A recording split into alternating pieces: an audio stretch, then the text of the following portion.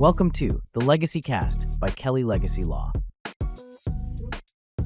Hello and welcome to The Legacy Cast by Kelley Legacy Law with founder Michael W. Kelley. Their practice focuses on helping families enhance their lives today and secure their futures tomorrow. I am your host, Kevin Rosenquist, and today we're going to talk about wills versus living wills, the crucial role of an attorney in estate planning. Michael, so good to see you. Thanks for being here. Yeah, thanks for having me. Can you start by explaining the key differences between a will and a living will and why it's important for people to have both? Yeah, it's interesting. I didn't really anticipate this much confusion when I started educating the public on the difference. And of course, both of them have the word will in there, right? So people get them confused. And it's really something that the public needs to have straight, because one is about financial assets, one is about your healthcare decisions. So typically we don't use the word living will in the legacy planning arena. We use the word advanced healthcare directive. So that really helps delineate the two, right? So, a last will and testament, we call commonly a will. That's where we're able to leave instructions for, our executor that we get to name, who we want to handle our assets when we die. And we get to name the people that we want to receive those assets. So that's totally different than the living will, which is going to cover your end of life decisions. So if you find yourself, usually state to state, it can vary, but they're usually very similar. You're either going to find yourself in one of two conditions: either you're terminally ill or injured, or you are permanently unconscious. And if you find yourself in one of those conditions, you're going to have to make some decisions on whether or not you want to be kept on life support. And you're going to be able to name a person called a healthcare proxy or healthcare agent, typically, that can make those healthcare decisions for you if you can't speak for yourself. So two completely different things.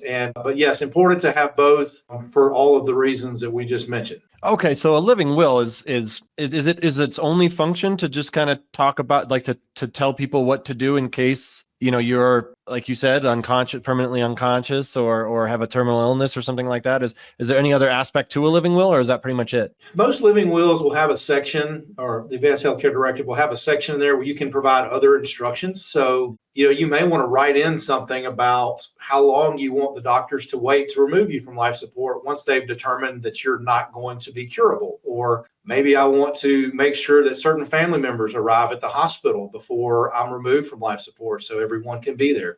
So you can certainly put those kinds of things in there. Sometimes, depending on your state, again, the living will and what I do is a separate document called a healthcare power of attorney. They may be combined into the same document. And, they can have things in them like choosing doctors for you, who would be your guardian, if you needed a guardian, if you're incapacitated, who can get your medical records. So it depends state to state. Most states have like a statutory form that they use. So you just need to check your state and see what else might be included in yours that it may not be in another state. You mentioned how many people have a hard time figuring out the difference between these two. What are some other misconceptions you've run across in your time and as you've been practicing that people have about wills? Well, about wills specifically, number one, I think, is just the misconception that if you have a will, every single thing that you own passes through that will when you die. So I've had plenty of clients in the past who maybe they have bank accounts where they've named an adult child as a joint account holder on that account. And maybe they have a retirement account where they've named beneficiaries, and life insurance where they've named beneficiaries. And even their house, maybe they have added a child onto the deed with them in order to try to avoid probate. And so, they say, well, I've left everything equally to my three daughters. And I look at them and I look at their assets and I say, well, actually, there's nothing passing through probate because you don't have any probate assets. So this will is not ever going to be used. Really, what you've done is you've given your eldest child ownership of all of your assets. And when you die, it's really going to be up to them and the goodness of their heart to make sure that their two sisters are going to receive, what you intended for them to receive. So that's big misconception number one. Number two would be probably that it's just a natural thing, like a will is what everybody needs. And people don't really understand that there are different potential outcomes. They don't know about trust planning. And so, I'll get calls from people that just say, I need a will. And I'll say, why? And they don't know why. They just know they've heard, well, I'm supposed to have one, right? And so I guess that's what I'm going to do. So I would say those are the two biggest things. And for the second point that you said, is it based? I mean, everyone needs a plan. We all know that, but not everybody needs a will, right? Once you become an adult, if you've got assets, I'm going to recommend you have a last will and testament. Mhm. If you don't, let's say in Alabama, the age is 19. Most states, 18 is the age of majority. At the very least, you're going to need to do your incapacity planning at that age. So your parents can't act for you anymore legally. So you're going to want to at least get your financial power of attorney, healthcare power of attorney, living will, HIPAA document. And while you're doing it, you may as well get at least a simple last will and testament so that if later down the road you acquire some assets, you've already got that in place. We can always amend these documents later when you have changes in your life that would necessitate that. One thing I've heard before, and I think I've probably said before, is, I don't have that much. So like, I don't really need a will, when I was younger and didn't have much, renting an apartment, didn't have a whole lot. Can you talk about why that's a bad line of thinking? Well, ultimately we should all want to choose the people who are going to be able to act for us, right? And so let's say you don't have a will and you think, well, I don't have a plan. Well, actually you do have a plan. The state has a plan for you, okay? And it's called intestacy. So do you want to choose the people that are going to be able to represent you and make sure your things get where you want them to go? Or do you want somebody to have to go up to the courthouse and request permission to be appointed to handle your affairs? Maybe there's some people out there that you definitely would not want to do that. So wouldn't you rather make sure that you've named the people you would want to represent you instead of leaving it to chance? And oh, by the way, you may assume that a certain family member is set to receive your assets under the intestacy laws, but you can be very surprised at actually how those things would break down and who would receive, what you do have. So my recommendation is always to put your wishes in writing. They may be basic at first, and as you grow and your life grows, then we can always change those things. But it's never a good idea not to have any plan except for the state's default plan for you. Mm-hmm. Yeah, you lose control as to what happens, obviously. Yeah. Can you sort of walk us through what happens when someone passes away without a will? Like let's say they're a little older, they've got some assets, maybe some kids. Like what does the process look like? Well, I can't speak to every state. They all have a similar process called probate. Now, I'm in Alabama, so I can certainly speak to that. But, typically the way it's going to go, if there is no will, in Alabama, you would have to have someone who wants to be named and called an administrator, named to handle your affairs. They would usually hire a lawyer to help them file an initial petition in the probate court, asking that an estate be opened so that they can be formally appointed as the legal representative of the person that died. Now, a lot of times that involves a good bit of money because you have to get a probate bond in order to be appointed. A probate bond to cover the value of the assets that are in the estate, just in case you get appointed and you mess up and waste the assets. So believe it or not, I've had clients before that I helped get appointed administrator that called me 6 months later and said, hey, by the way, we spent all the money in the estate on personal things. Mm-hmm. And that's a big no-no. So we had to actually call in the insurance bond, get that paid into the estate so the heirs could actually get the money they're supposed to get. But you file that initial petition, the administrator gets appointed. There's a 6-month waiting period in Alabama.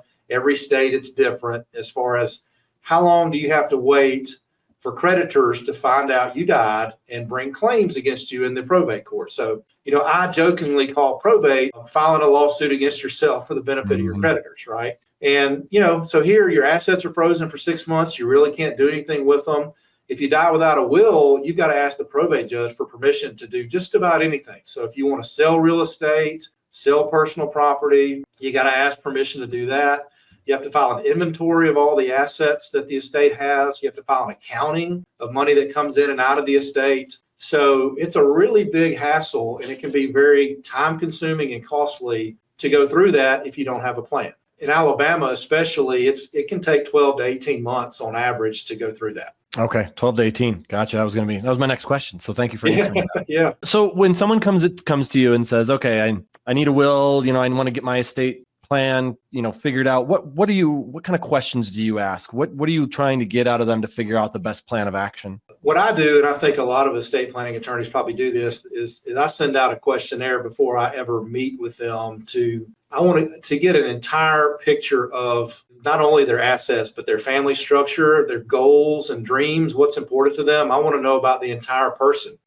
Cookie cutter, one size fits all planning does not work in my experience. So you've got to find out who these people are, what's important to them, what they have, because you've got to tailor it to their needs, and it's got to continue to change over time with their lives that change. So that's what I'm trying to find out. So by the time we actually have someone come in for our planning session, that we call it, we pretty much know their motivations, their assets, their family structure, and we can really hit the ground running. All right, educating them then. Here's what a will can do for you. Here's what a revocable living trust can do for you. Let them choose, okay, how do you want to proceed? What outcome do you want? Yeah, that makes sense. I mean, you're right. There's not a one size fits all option. So that makes a lot of sense. Can you, obviously you're biased, but why it's important to have an attorney go over this stuff and not go online and just download a generic document and fill it out and do a lot of the things that people tend to do? Yeah, I tell people it's kind of funny, but it's kind of like if I needed surgery, right? I mean, I could do it myself, but the outcome is probably not going to be as good as if I hire a surgeon to do it. Yes, I would agree with that, Michael. We can do it ourselves. I could tell you some horror stories of some clients that I've had, some estates that I've dealt with, where there was a person who just filled out their own document and did not work and ended up in litigation. So there's plenty of those stories out there. I always find it funny too when I watch, some of these commercials for some of your, do-it-yourself companies out there. I won't name any names, but they typically always have a disclaimer at the bottom that says this is not a substitute for legal counsel, and you should seek legal counsel in doing your plan. So they're obviously covering themselves there, but some of the reasons why is that frankly you just don't know the tax law, you don't know the probate code. All right, you don't know these questions that you're filling out online. Are they specifically tailored to some things that are very specific to you, or are they generic for everybody? Of course, they're going to be the same for everybody. So you can't just say, well, if we ask these few questions and get answers, that this plan can work for everybody. So it's the kind of thing where we're dealing with, and I tell my staff this every day, we're dealing with the two most important things in people's lives, their families and their money. So those things are so crucial and so important. Why in the world would you not get a professional to help you with those things? So that's what I say. I mean, get advice, not only to do the original plan, but to stay with you over time. You need a counselor that's going to be with you when somebody dies or when there's a birth in the family. If there's a divorce, hopefully not. But all of those things, all these life changes can completely change your plan. And, there's nothing worse than having a client who, has been married to the same person for 25 years, but maybe it's a second marriage and husband dies. And all of a sudden, ex-wife of 30 years ago gets the life insurance policy because, by the way, they forgot to change the beneficiaries on that thing. So those are the kind of things that estate planning attorneys are going to go through with you to make sure nothing gets missed, and why you definitely want a professional to help you. Yeah, I don't work on my air conditioner when it goes down. I call somebody because I'm just going to make it a lot worse. And so I think it's probably some similarities there. Well, part of it too, Kevin, is people don't understand the value of what they're doing or what we're doing as legacy planning attorneys. They think because there is a DIY solution that they can use, that it must not be that difficult, because otherwise, why would we be able to just do this by printing something off? That's one of the things. The last speaking engagement I had, I was speaking to the county bar about estate planning. And the first thing I said, is as a legal community, we've really not done a good job of educating the public about, all these different issues and teaching them how valuable it is to do, specific planning for your family and your assets instead of a cookie cutter thing. Mm-hmm. And how often do you recommend people revisit and just kind of sit down and think about, maybe, do I need to make any changes? Well, obviously, anytime there's a life change of any significance, they need to review their estate plan. Anytime there's a change in the law. Now, with my clients, I've got an email list that I keep, and I send a weekly blog with updates on, important changes or just information for people to know.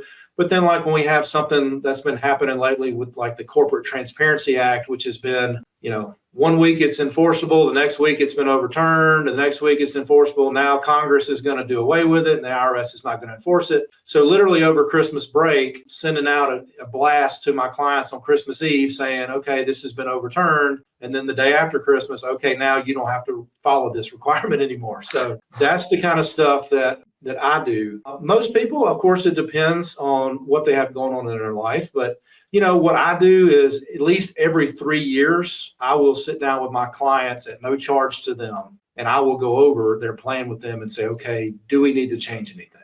We also have a family care program where we'll do annual reviews if you're a member of that program. So it just depends on your situation. Okay. And for those families or people with really complex family dynamics or blended families or maybe a lot of assets, larger assets, businesses, how should they approach estate planning to prevent disputes, arguments, fighting later? To me, transparency is huge. In my own personal story, my dad passed away 7 years ago, and I have two sisters. We're extremely close, always been a very close family.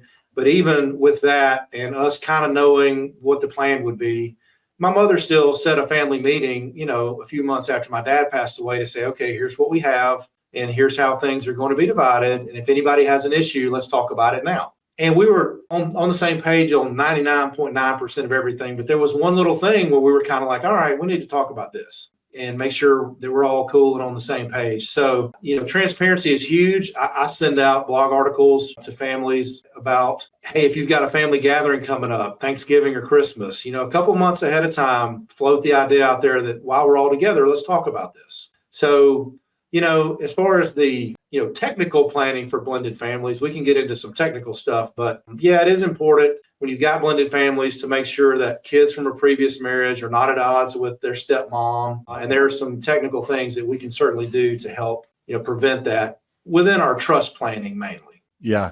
Sounds like a conversation that we should have on another episode. Yeah, absolutely. All right. Well, look forward to that. And thanks for tuning in to the Legacy Cast by Kelley Legacy Law with founder Michael W. Kelley. To connect with Michael and the team, head to kelleylegacylaw.com. And please like and subscribe to our channel and leave us a review. We really like having you be a part of our community.